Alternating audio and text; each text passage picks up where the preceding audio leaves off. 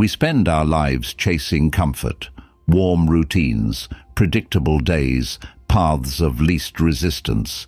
And yet, the more comfort we gather, the less alive we feel.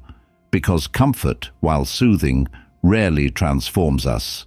It doesn't test us, it doesn't push us, and in time, it quietly robs us of our edge, our hunger, our strength. The Stoics didn't see discomfort as something to avoid. They saw it as a path to become. They believed that struggle refines character, that friction shapes the soul, and that true growth begins the moment ease ends. To seek discomfort isn't to invite suffering for its own sake. It's to say, I'm willing to face what's hard because I know who I'll become on the other side. This isn't about punishment, it's about purpose.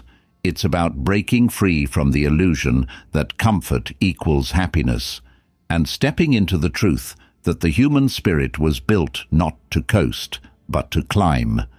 So if you've been playing it safe, if you've been waiting for motivation, if you've been stuck in a cycle of ease that leads nowhere, this episode is your wake-up call. Let's talk about what the Stoics knew all along. Growth demands discomfort, and the good life isn't soft, it's forged. 1. Comfort breeds stagnation. It begins slowly, subtly. You stop challenging yourself, not because you've made it, but because you've found a rhythm that feels safe. You go to the same places, speak to the same people, wake up at the same time, do work that doesn't stretch you, scroll through thoughts that don't change you, and chase distractions that don't challenge you. On the surface, everything looks calm, but underneath, something's dying. Comfort, when chosen over and over again, doesn't lead to contentment, it leads to decay, and that's what makes it so dangerous, because unlike failure, which is loud and hard to miss, stagnation is quiet. It disguises itself as peace, as rest. But it's not rest. It's avoidance dressed as serenity. The Stoics understood this deeply. Seneca warned us not to mistake comfort for wisdom.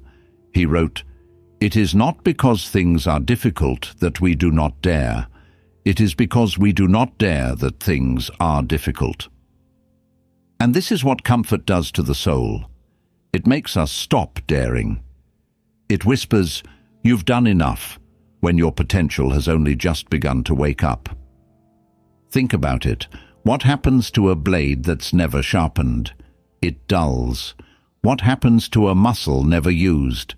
It atrophies. And what happens to a mind that's never tested? It weakens. Life isn't static. It moves with or without your permission. If you're not growing, you're shrinking. If you're not evolving, you're being left behind by time itself. And yet, we cling to comfort because it feels like control.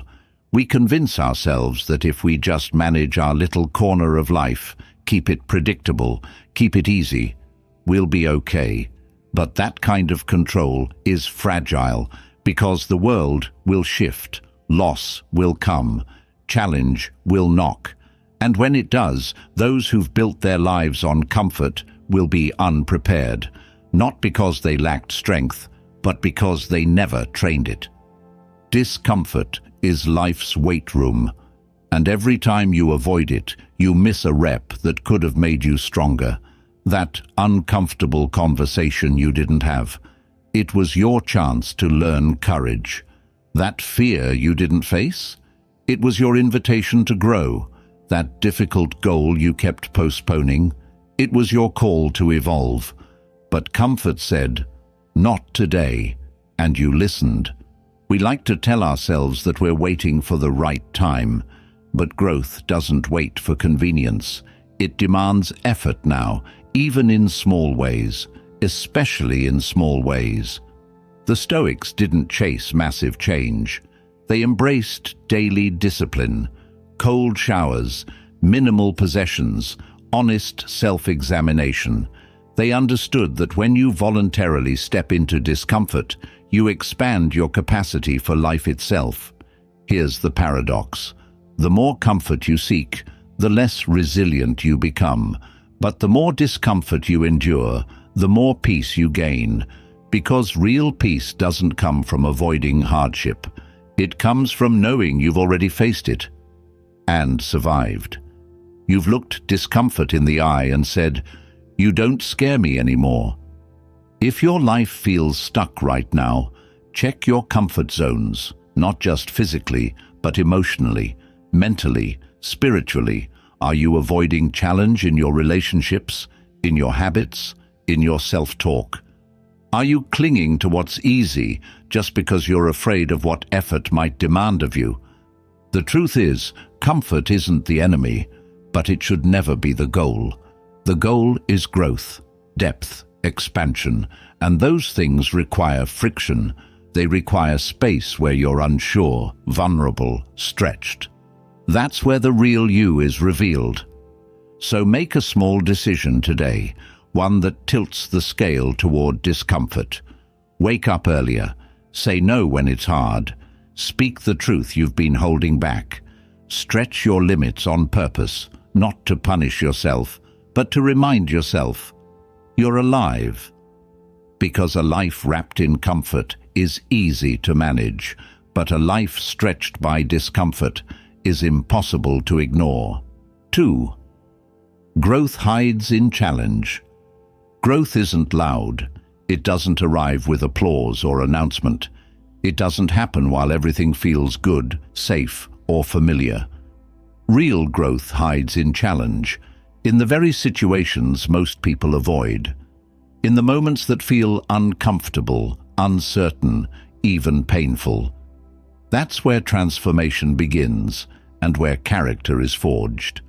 If you think about the greatest shifts in your life, the turning points that changed how you see yourself or the world, they probably didn't happen when everything was easy. They came through struggle, through doubt, through moments when you didn't feel ready, but acted anyway. The Stoics never glorified pain for its own sake, but they understood that without challenge, the soul doesn't expand. Marcus Aurelius reminded himself, "The impediment to action advances action. What stands in the way becomes the way." In other words, the thing you're avoiding, that's the thing you most need. The obstacle isn't blocking your path. It is your path.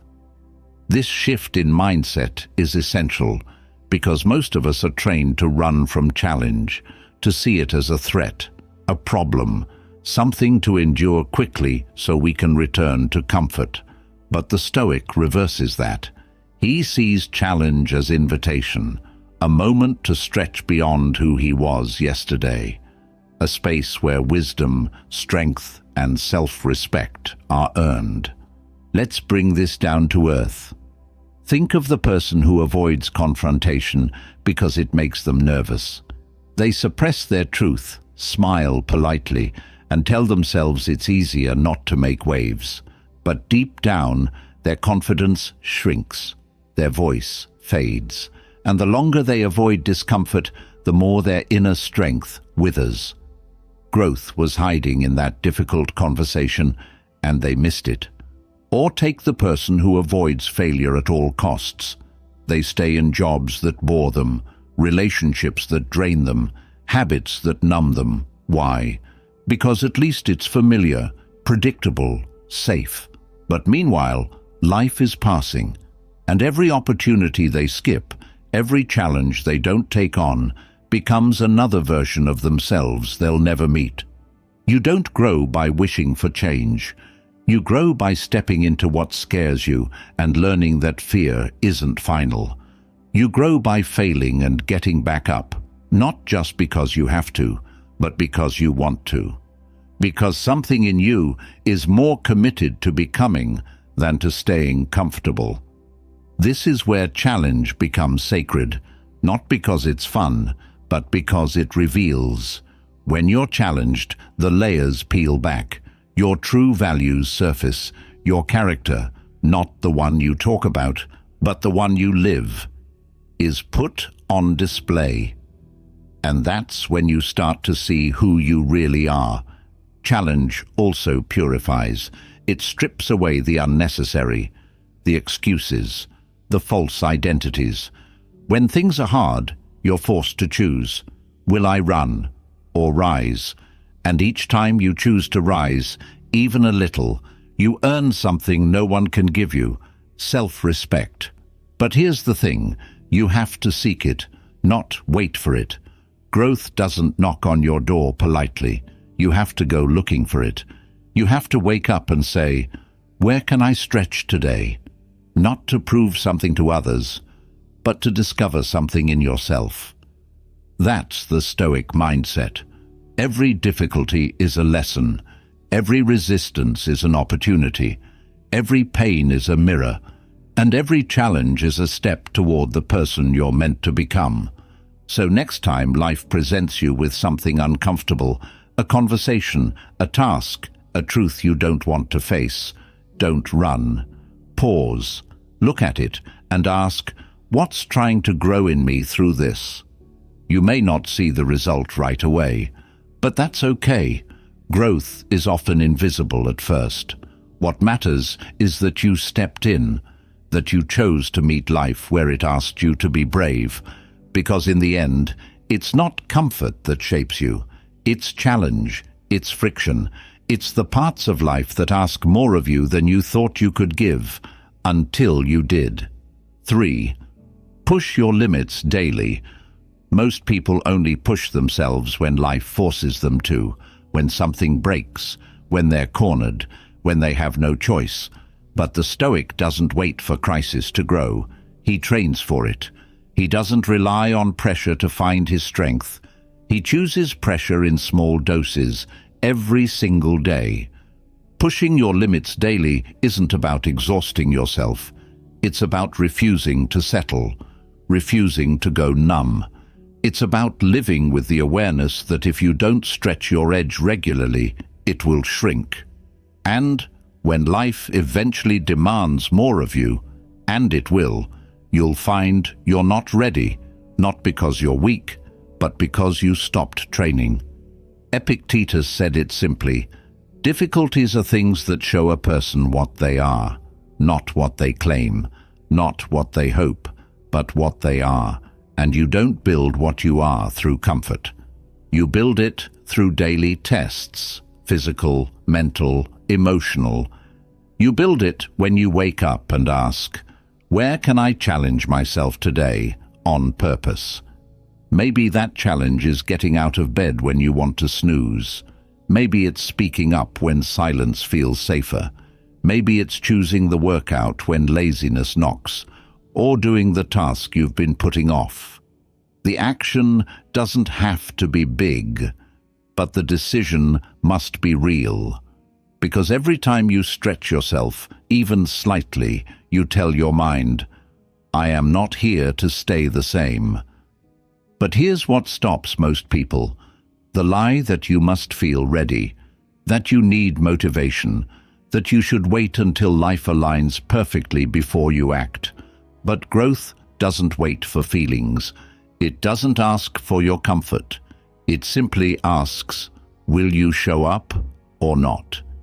That's why pushing your limits must become a habit, not a reaction, a discipline, not an emotional burst. You don't lift a heavy weight once and expect to be strong for life. You don't do one hard thing and become resilient forever. It's a daily practice, like sharpening a blade, not because it's dull, but because you want it to stay sharp. And it's not just about success, it's about integrity. There's something profoundly powerful in knowing you did something difficult when you didn't have to, that you kept a promise to yourself when no one was watching, that you didn't let comfort dictate your direction. That kind of self-respect can't be bought, borrowed, or faked. It must be earned through effort. Think about this. If you avoid your limits, they become cages. The very walls you refuse to press against now confine you. But if you press daily, If you explore where your discomfort lives and lean into it, those same walls become doors, and eventually, doors become paths. There's also a mental shift that happens. You begin to crave discomfort, not because it feels good, but because you know what it gives you. You begin to associate challenge with transformation and boredom with decay. Your standards rise, your vision sharpens, your confidence grows. Not because life gets easier, but because you get stronger. And the beauty is, it doesn't take grand gestures. You don't need to climb a mountain tomorrow. You just need to climb something today, even if it's small. Something that whispers, "This is a little more than you're used to." Something that reminds you, you're still alive, still capable, still growing. The Stoic understands this. Discipline is not about pushing to the point of burnout. It's about controlled discomfort, chosen difficulty, micro-challenges that keep you awake, aware, and aligned with who you want to become. So ask yourself today, where is your limit? And what's one thing you can do to step just beyond it? Because when you do, something powerful happens. The limit moves, and with it, so do you. 4. Choose the harder path often. There are two roads in front of you almost every day. One is smooth, predictable. It feels good to walk on, especially at first. The other is steep, uneven, demanding. It makes your legs ache and your lungs burn. And yet, the harder path is the one that leads somewhere real. The easier one? It loops in circles. Most people, understandably, choose ease. Why would you deliberately choose the path that hurts, the one that tests you, the one that seems longer? Because the Stoic knows something the rest of the world forgets. Ease feels good now, but strength feels better forever. Choosing the harder path isn't about being a martyr or seeking pain for its own sake. It's about living with intention. It's about asking, every time you face a decision, which path builds me? Which one will leave me better than it found me? And almost always, that's the harder one. This might be the path of silence in an argument when shouting would feel satisfying. It might be waking up earlier instead of sleeping in again. It might be taking accountability when blame would be easier. It might be walking away from a toxic relationship. Not because it's easy, but because it's necessary. These are not dramatic gestures. They are quiet acts of courage. The Stoics believed that the soul is forged, not found, and forging happens under pressure, under heat, under strain. If you're not stepping into resistance, you're not building anything, you're maintaining. And maintenance without growth is stagnation in disguise. Marcus Aurelius knew this too. He reminded himself often, if it's humanly possible, consider it to be within your reach. He didn't ask whether something was hard. He asked whether it was right. The Stoic chooses difficulty not because it's painful, but because it is purposeful. And there's something interesting that happens when you choose the harder path often. It stops feeling hard. You normalize difficulty. You develop what the ancients called fortitudo, inner fortitude. The kind of mindset that doesn't look for easy, but for meaningful. You become the person who runs toward the fire when others flinch. You don't do this to prove anything. You do it because you've trained yourself to see pressure as preparation. This rewiring of your instinct, from avoid difficulty to lean into it, changes your life. It makes you dependable under stress, calm under chaos, reliable when others break. And it gives you a kind of confidence that doesn't come from talent, luck, or privilege, but from discipline. Let's be honest, most people don't fail because life is unfair. They fail because they picked the easy road too many times. They quit when it got uncomfortable. They stopped when it got boring. They chose what was convenient over what was correct. And each time they did that, they weakened a part of themselves. But every time you choose the harder path, every time you carry the weight instead of dropping it, you strengthen something invisible. You make deposits into your character. And one day, when life really tests you, not just with a difficult task, but with loss, with grief, with heartbreak, you'll be ready. Not because you avoided pain, but because you trained for it. This is why the Stoic doesn't chase comfort. He doesn't ask, what feels good right now? He asks, what makes me better in the long run?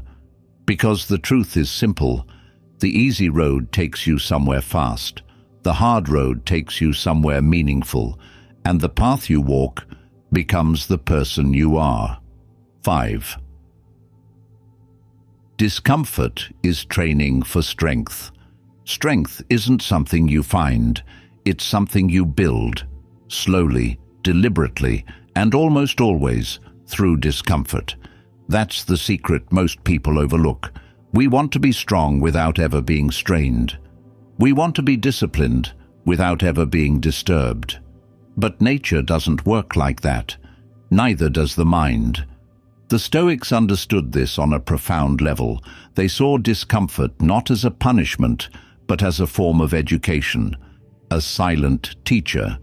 Epictetus, who spent part of his life enslaved and later became a great philosopher, said, "Difficulties are what show men what they are." He didn't mean that pain is noble.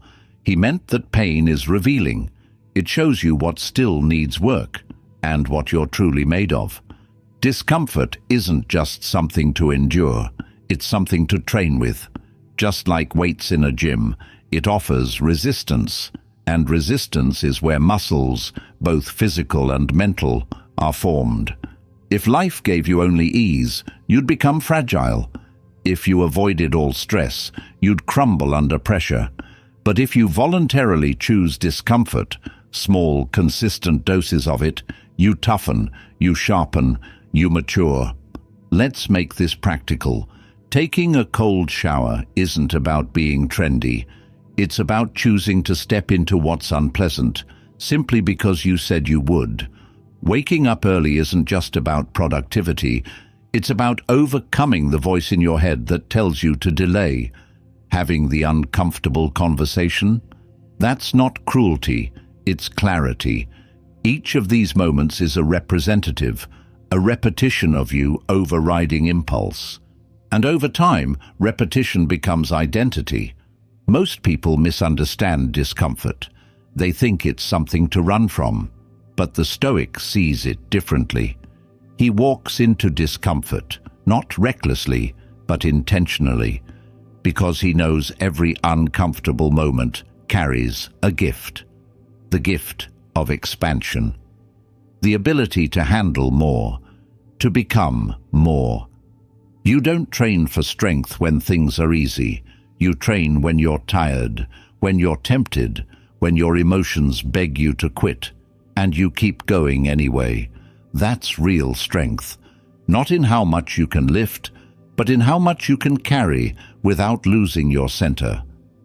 And here's what's interesting. The more discomfort you endure voluntarily, the less power discomfort has over you. Things that used to scare you don't. Tasks that once overwhelmed you become routine. The world doesn't get softer, you get tougher. The Stoics didn't live in denial of pain. They prepared for it.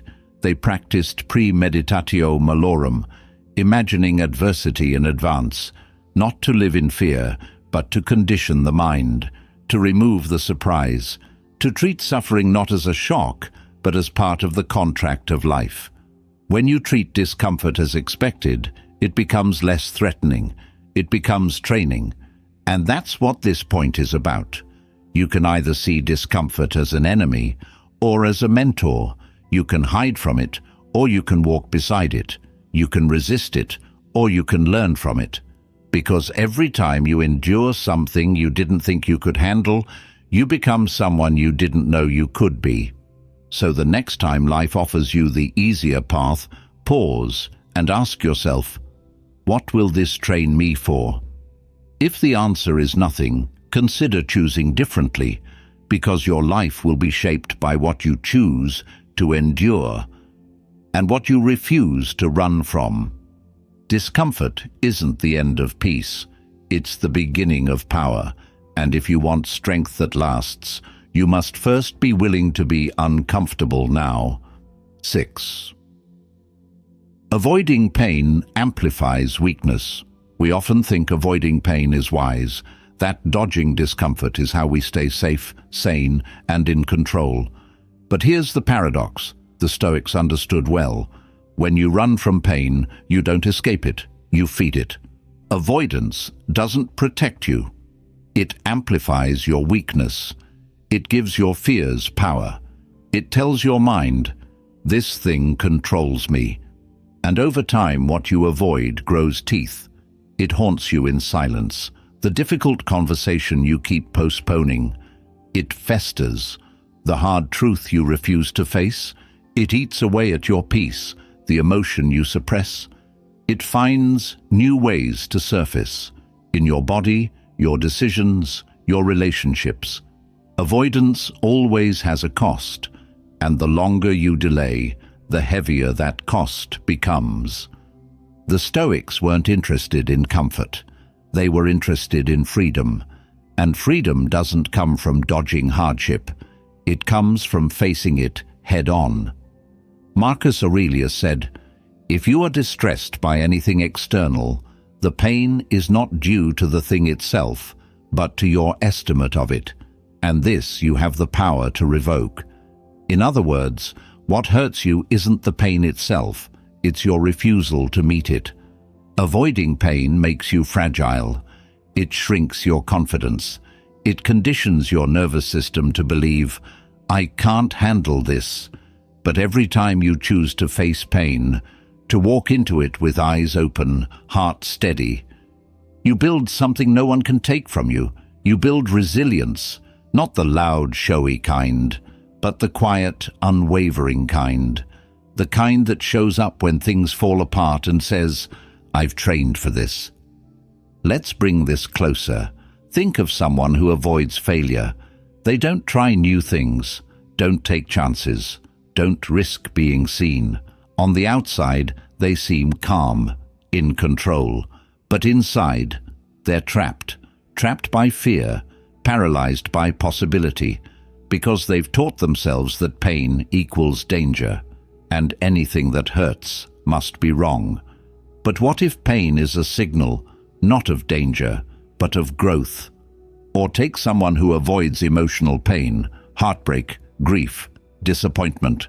They distract, number, stay busy. But unresolved emotion doesn't disappear. It waits, it collects interest, and one day it crashes in. Harder than it would have if you'd faced it early. That's the danger of avoidance. It doesn't save you from pain. It multiplies it. The Stoic approach is different. It says, feel the pain, but don't become it. Face the discomfort, but don't dramatize it. Let life hurt you when it must, and use that pain as fuel, as data, as direction. You don't have to like pain. You just have to stop fearing it. And the irony? The more pain you're willing to feel, the less control pain has over you. You stop flinching, you stop folding, you stop shrinking from life. Instead, you meet it fully, with courage, with clarity, with calm. That's not weakness, that's mastery. So if you find yourself avoiding something right now, ask yourself, is this thing really dangerous or just uncomfortable? If it's the latter, lean in, not to suffer, but to grow, because every pain you face voluntarily becomes a piece of armor, and every pain you run from becomes a shadow that follows you. You have a choice. Let pain train you or trap you. The Stoic chooses to be trained, and in doing so, he becomes unshakable. 7. Expansion requires friction. Nothing expands in stillness alone. Trees push against gravity. Muscles grow through resistance. Even your lungs need friction to breathe, a balance between contraction and release. Expansion, in every form of life, comes through tension. And yet we treat tension like an enemy. We flinch from friction. We confuse growth with comfort. But the Stoic sees it clearly. Without friction, there is no expansion, only illusion. Friction is feedback. It tells you where you're growing, where you're alive, where you're still engaged with the world, rather than drifting through it. The discomfort of failure, that's friction revealing what needs work. The sting of criticism, friction testing your ego. The inner resistance to waking up early, staying disciplined, doing what's hard. Friction showing you the edge of who you are and what's beyond it. Too many people want to grow, but stay smooth, unbothered, undisturbed. But you can't sculpt something by leaving it untouched. You shape stone with pressure. You polish with abrasion.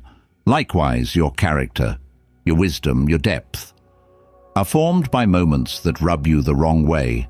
The people who challenge you, the situations that stretch you, the emotions that make you pause and question. All of it is friction. All of it is fuel. Marcus Aurelius knew this when he wrote, "The impediment to action advances action. What stands in the way becomes the way." That's not a poetic phrase. It's a survival strategy. Life throws you resistance, not to break you, but to build you. If you resist the resistance, you lose its gift. So here's the shift. Stop seeking ease. Start seeking edges, the places where things don't come naturally, where you feel tension in your thoughts, your habits, your reactions. Because in those moments, you are not being punished. You are being invited to expand. Think of a difficult conversation. It might bring tension, but it also brings truth. Think of trying a new skill. You might feel clumsy, but that awkwardness, that's friction announcing you're learning. Every stretch contains strain. Every evolution includes discomfort. You cannot separate the two. You shouldn't even try. The Stoic doesn't avoid friction. He works with it. He uses it as a mirror, a map, a sharpening stone, because he understands. When life feels too smooth for too long, it's not peace, it's plateau. And in a plateau, your strength fades, not because you're weak, but because you're untested. So when something grates on you, a challenge, a failure, a person, pause and ask, what part of me is this polishing? That one question reframes everything. Friction becomes not an enemy, but a tool. And the more skillfully you use it, the more expansive you become. You don't grow by staying soft. You grow by staying engaged, by leaning into the rub, not recoiling from it, by accepting that resistance is not the problem. Resistance is the process. And if you want to expand into the next version of yourself, there's no way around it. You must step into friction and keep walking. 8. Resistance is your teacher. Every time you hesitate before doing something hard, that's resistance. Every time you tell yourself, I'll start tomorrow, or I'm not ready, or this is too much, that's resistance speaking. It has many voices. Procrastination, doubt, fear. But it always has the same goal, to keep you in the known, the comfortable, the limited. And here's the truth the Stoics lived by. Resistance isn't just a barrier, it's a teacher, a brutal one, but a necessary one. Most people think resistance is a sign to stop, to retreat. But the Stoic sees it differently. Resistance is a signal. It's showing you where the lesson is. If something doesn't challenge you, it doesn't change you. And what resists you reshapes you, if you let it. This is why growth feels like friction. because every step forward means stepping away from who you were. And that's not just uncomfortable, it's terrifying.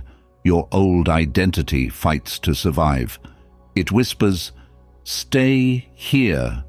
It's safer." But that voice isn't protecting you. It's limiting you. And the Stoic knows, the bigger the resistance, the more important the path. Think of how a muscle grows. It's torn, stressed, pushed to failure. That's how it adapts. Your character works the same way. If you never feel resistance, you're not evolving, you're coasting, and coasting always leads downhill. Now here's what most people miss. Resistance is not just external. It lives in your mind, in your routines, in your excuses. You feel it when you wake up and want to stay in bed. You feel it when you sit to work and reach for your phone instead. You feel it when you know what you should do, but choose something easier. And every time you give in, that resistance grows stronger, not just today, but tomorrow. Because resistance, like a clever opponent, studies your patterns. It waits for you to flinch. But here's the good news. You can flip the script. You can turn resistance into training. You can treat it like a weight and lift it. Every time you do the thing despite the resistance, you weaken its hold. You teach your nervous system, "I can feel this and still act." That's real power. That's freedom. Seneca wrote, "Difficulties strengthen the mind, as labor does the body." He didn't say difficulties might strengthen you. He said they do if you let them teach you. And what do they teach? Endurance, patience, mental sharpness, integrity, all the things that can't be bought, only earned through effort. So instead of asking, "How do I get rid of resistance?" ask a better question. What is resistance here to teach me? Because when you stop fighting it and start learning from it, resistance becomes less of a wall and more of a doorway into strength, into clarity, into the version of you that doesn't avoid the hard path, but walks it with intention. And if you stay committed long enough, you realize something beautiful. Resistance doesn't block the path. It reveals it. 9. In pain is your becoming. Pain has a way of stripping everything away, the illusions, the masks, the noise. It doesn't ask for permission. It doesn't wait until you're ready. It just arrives, raw, overwhelming, and often inconvenient. But here's what the Stoics knew. Pain isn't just a wound. It's a window. A moment where life tears something open, not to destroy you, but to reveal you. The person you're meant to become doesn't show up in the easy moments. He emerges from the ashes of difficulty, from the nights you couldn't sleep, from the heartbreaks that hollowed you out, from the failures that forced you to rethink everything. These aren't setbacks, they're thresholds, places of becoming. Pain tests your beliefs. It asks, do you really stand for what you say you do? Will you still act with virtue when it costs you? Will you still show up when it hurts? Many talk about resilience, but pain is where it's forged, not theorized. Marcus Aurelius endured grief, betrayal, war, and sickness, and yet he wrote words filled with gentleness and wisdom. Why? Because he used pain, not as justification for bitterness, but as a crucible for depth. That's the Stoic path. Pain isn't the end of you. It's the moment you meet who you really are underneath all the comfort. There's a false belief that happiness comes from the absence of pain, but the truth is, happiness built on avoidance is always temporary. It's fragile. True peace, the kind the Stoics speak of, is built on integration, on knowing your pain, learning from it, and still choosing to live with clarity, with intention, with strength. Think about the people you admire most. They didn't become who they are by staying safe. They were formed through loss, adversity, and the courage to keep going anyway. The same is true for you. The very pain you're tempted to avoid might be the very path to your transformation. And pain doesn't just sharpen your awareness, it deepens your empathy. It teaches you not just how to survive, but how to see, to understand others more deeply, to show up with a heart that's not naive, but aware. That kind of strength, quiet, wise, compassionate, can't be taught in books. It must be lived, felt, endured. So if you're in pain now, remember, this isn't just a storm to wait out, it's a fire to pass through. And if you do, you don't come out the same. You come out cleaner, clearer, more grounded in who you are and what you stand for. The Stoics didn't worship suffering, but they didn't run from it either. They walked through it with eyes open, and that's the invitation here, to stop seeing pain as punishment and start seeing it as preparation. Your becoming doesn't happen despite the pain, it happens through it. 10. Embrace the forge. There's a place few are willing to go, a space that doesn't look glamorous from the outside. It's hot, heavy, demanding.